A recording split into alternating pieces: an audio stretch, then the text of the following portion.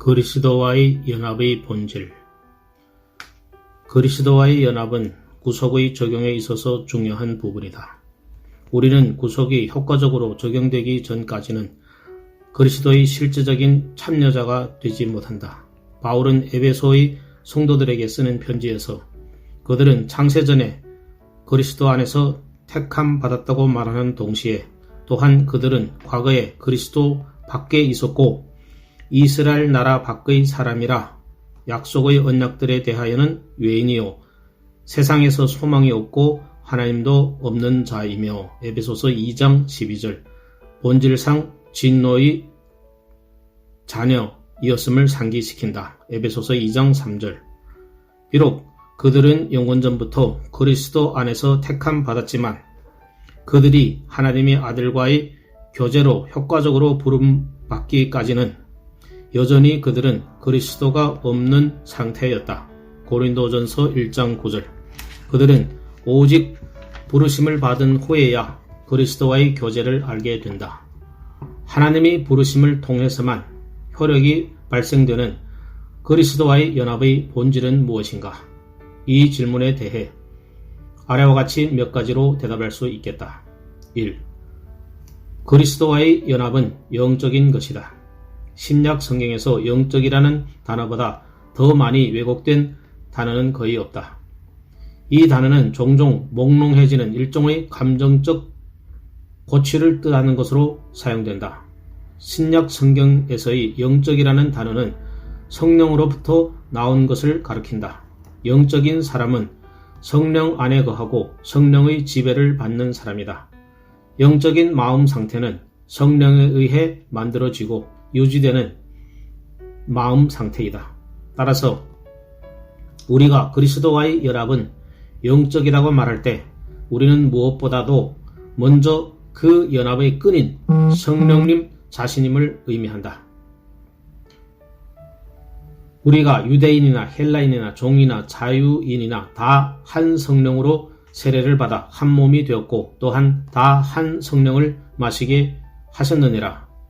고린도전서 12장 13절, 고린도전서 6장 17절 19절, 로마서 8장 9절에서 10절, 요한일서 3장 23절, 4장 13절. 우리는 구원하는 은혜의 역사 속에서 그리스도와 성령의 밀접한 상호 의존 관계를 평소보다 더 상고해 볼 필요가 있다. 성령은 그리스도의 영이다. 성령은 주의 영이시다. 그리고 그리스도는 성령의 주이시다. 고린도후서 3장 18절, 베드로전서 1장 11절, 로마서 8장 9절. 주의 영이 우리 안에 거하시면 그리스도도 우리 안에 거하시는데 이는 주께서 성령으로 우리 안에 거하심을 말한다. 그리스도와의 연합은 위대한 신비이다. 성령은 이 연합의 끈이라는 점은 이 신비를 손삭시키는 것이 아니다. 오히려 이 진리는 연합의 비밀에 강렬한 빛을 비춰주신다. 둘째로 이 사실은 우리로 하여금 그리스도와의 연합이 영적인 관계에 있기 때문에 영적이라는 것을 주목하게 한다. 이 연합은 삼위일체 하나님 안의 세 위격의 연합과 같은 종류의 연합은 아니다. 이것은 그리스도의 위격에서 볼 수 있는 신성과 인성의 연합과도 같은 종류가 아니다. 또한 이것은 사람을 이루고 있는 몸과 영혼의 결합 같은 것도 아니다. 이 연합은 단순히 감정이나 기분, 이해나 생각, 마음, 의지 또는 목적 등의 연합이 아니다. 우리가 여기서 다루는 연합은 구체적으로 정의될 수 없다. 그러나 이 연합은 강력한 영적인 성격의 연합이며 성령의 속성 및 사역과도 조화를 이룬다.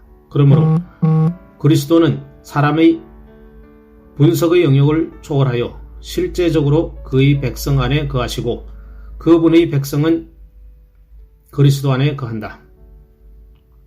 2. 그리스도와의 연합은 신비하다.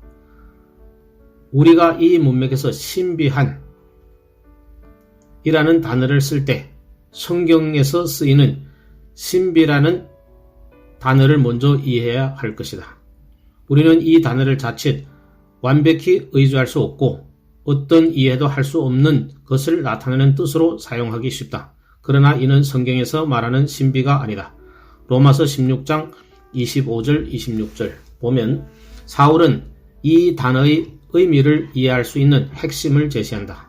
바울은 여기서 영세전에 감추어졌다가 이제는 나타내신 바 되었으며 영원하신 하나님의 명을 따라 선지자들의 글로 말미암아 모든 민족이 믿어 순종하게 하려고 알게 하신 바 그 신비의 계시를 따라 된 것이니 라고 말하고 있다. 우리는 이 신비에 대해 다음 4가지를 관찰할 수 있다. 1. 신비는 영원전부터 감춰진 하나님이 마음과 의도 속에 숨겨져 있는 것이다. 2. 이 신비는 계속 숨겨져 있지 않고 결국 하나님의 뜻과 명령에 따라 나타나게 되었다. 3.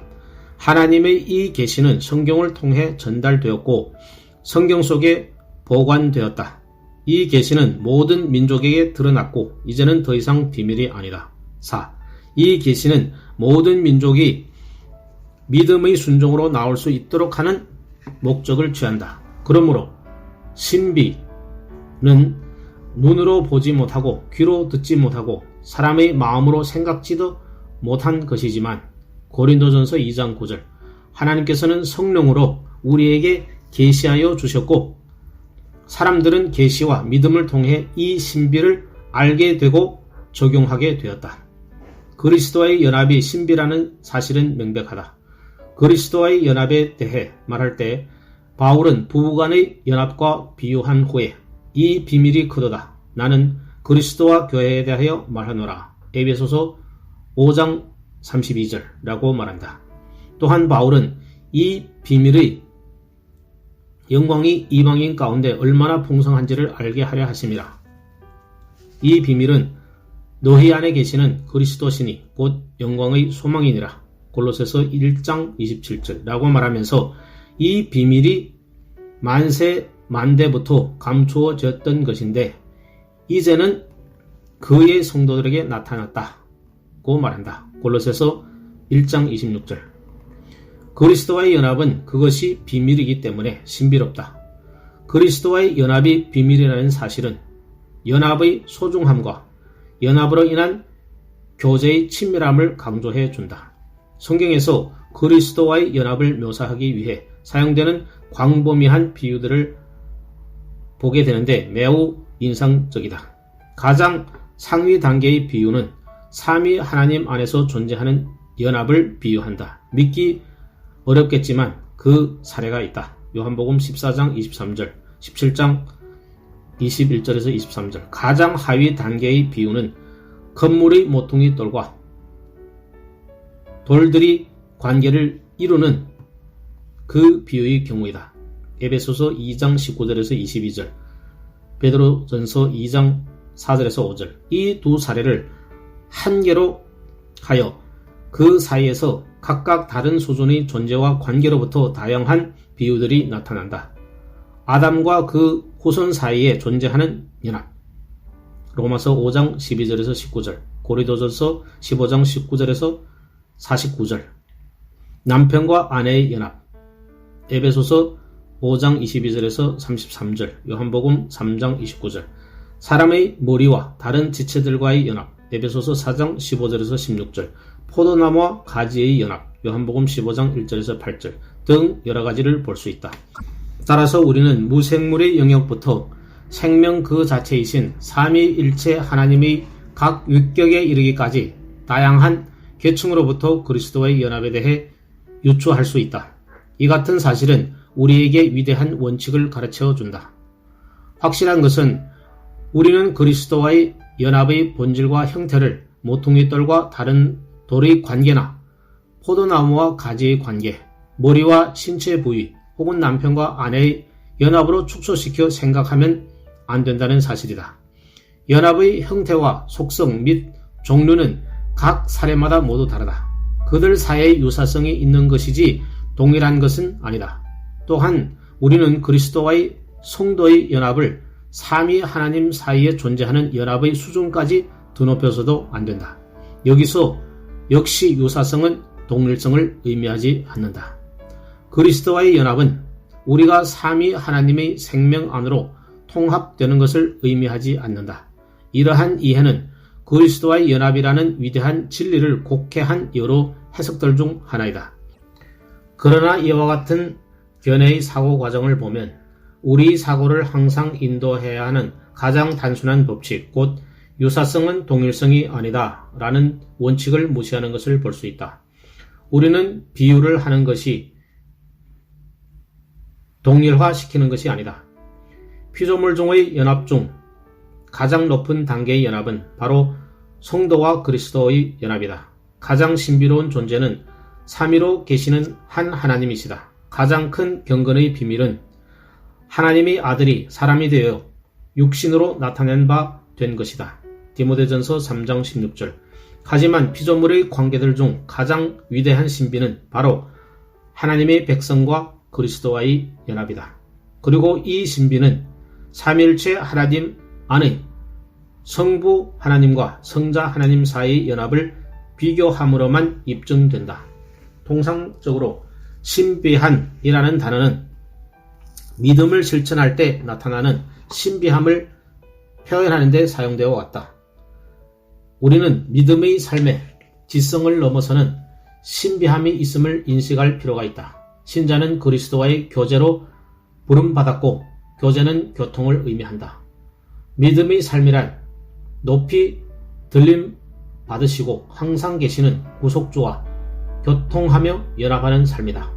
믿음은 이 땅에 오셔서 죽으심으로 단번에 구속을 이루신 구속주께 우리를 인도할 뿐만 아니라 다시 살아나셔서 영원히 사시며 우리 대제사장과 대언자가 되어주시는 주님께로 이끈다. 그리고 믿음이 우리를 살아계신 구세주이자 주님이신 그리스도께로 이끌어감에 따라 교제는 최고조에 다다르게 된다. 사람들 사이에는 그리스도와의 교제와 비견할 만한 그 어떤 교통이 없다. 그리스도는 자기 백성과 교통하며 주의 백성은 주님과 교통하면서 서로 주고받는 사랑을 의식한다. 사도 베드로는 예수님을 너희가 보지 못하였으나 사랑하는도다. 이제도 보지 못하고 믿고 말할 수 없는 영광스러운 즐거움으로 기뻐한다. 고 말하였다. 베드로전서 1장 9절. 믿음의 삶은 사랑의 삶이다. 사랑의 삶은 교제의 삶으로서 그분의 백성들을 위해 중보하기 위해 영원히 살아계시는 주님, 우리의 연약함을 동정하시는 주님, 히브리서 4장 15절, 과의 신비한 교통의 삶이다. 이 교제는 주의 백성들의 유혹과 고통과 연약함을 넘치는 동정으로 대하시는 주님과의 교제이다. 이는 그분은 모든 일에 우리와 똑같이 시험을 받으신 이로되 죄는 없으시기 때문이다. 히브리서 4장 15절. 그리스도와의 연합은 구원 교리 중 가장 핵심적인 진리이다. 하나님의 영원한 선택 안에서 예정된 하나님의 모든 백성들에게 주어진 모든 것들, 택한 자들을 위해 단번에 그리고 영원히 이루어진 구속의 성취가 얻어내고 획득한 모든 것들은 구속이 적용되는 모든 자들에게 실제적으로 허락되며 그들이 하나님의 은혜에 의해 완전한 지복의 상태로 나아갈 때는 이 모든 것들이 그리스도와의 연합과 교통 안에 가득 담겨 있을 것이다. 창세전에 그리스도 안에서의 선택은 양자로의 선택이라는 점이 중요하다. 바울은 에베소 교인들에게 곧 창세전에 그리스도 안에서 우리를 택하사 라고 말하며 우리로 사랑 안에서 그 앞에 거룩하고 흠이 없게 하시려고 우리를 예정하사 예수 그리스도로 말미암아 자기 아들들이 되게 하셨다. 고 덧붙이고 있다. 에베소서 1장 4절에서 5절. 분명한 것은 거룩으로의 택하심은 양자 삼음의 예정하심과 병행된다. 이것은 같은 위대한 진리를 표현하는 두 가지 방법이다. 이는 아버지의 선택에 속한 서로 다른 두 측면을 보여준다.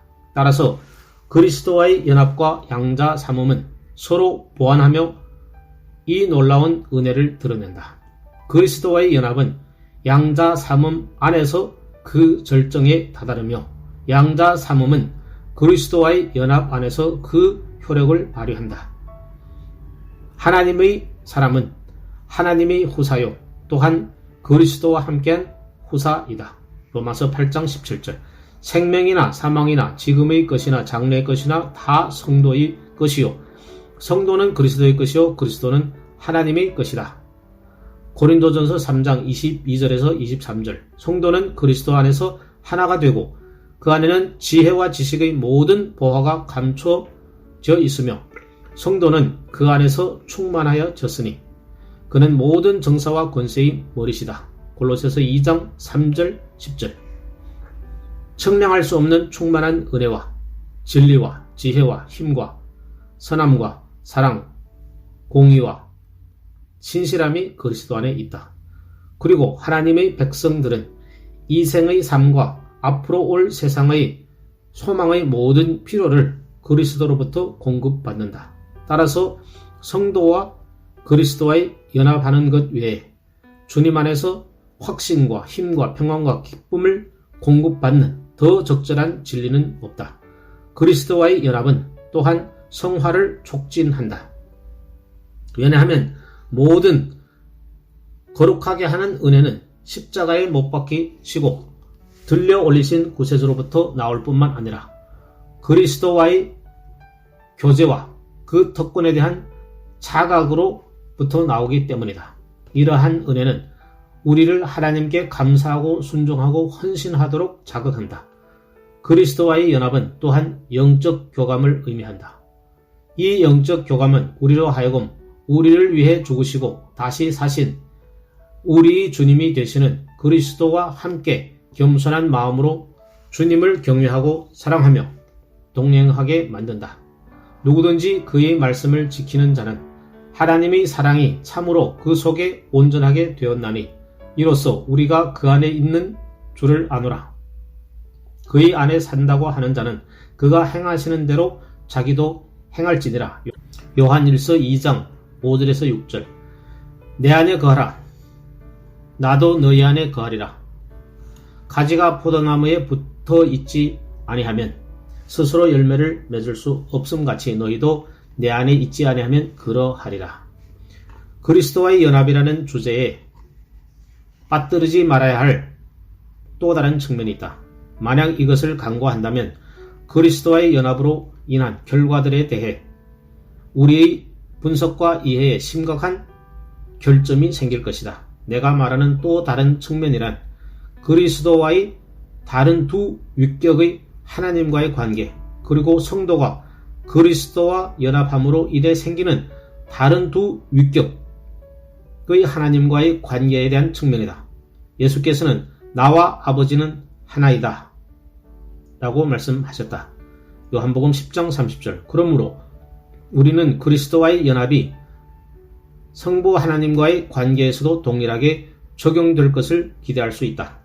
이는 정확히 주께서 우리에게 하신 말씀이다.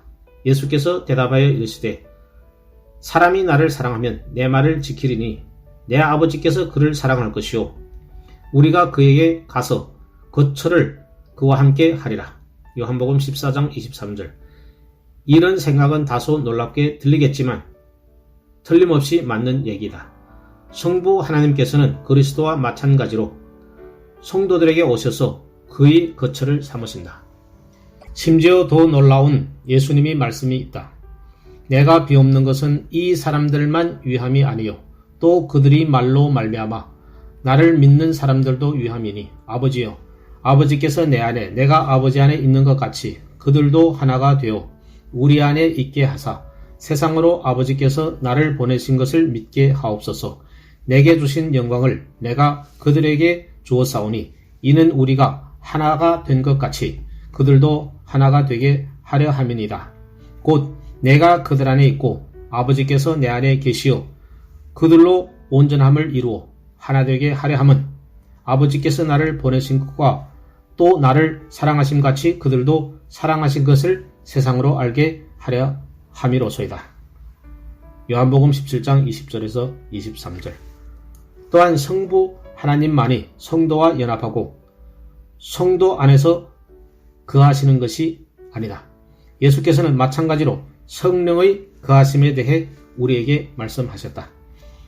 내가 아버지께 구하겠으니 그가 또 다른 보혜사를 너희에게 주사 영원토록 너희와 함께 있게 하리니 그는 진리의 영이라 세상은 능히 그를 받지 못하나니 이는 그를 보지도 못하고 알지도 못함이라. 그러나 너희는 그를 아나니 그는 너희와 함께 거하시며 또 너희 속에 계시겠습니다. 요한복음 14장 16절에서 17절. 그러므로 이 연합은 그리스도와의 연합을 통해 함께 따라오는 성부 하나님, 성자 하나님, 성령 하나님과의 연합이다.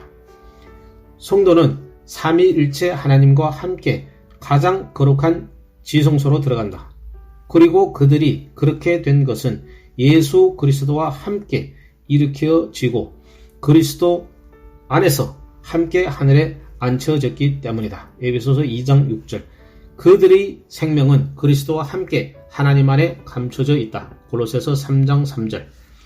악한 양심의 마음에 보혈이 뿌려졌고 정결한 물로 몸이 씻김 받은 성도들은 이제 믿음의 확신을 갖고 하나님께 가까이 나아간다. 왜냐하면 그리스도께서는 참 것의 그림자인 손으로 만든 성소에 들어가지 아니하시고 바로 하늘에 들어가셔서 이제 우리를 위하여 하나님 앞에 나타나시기 때문이다.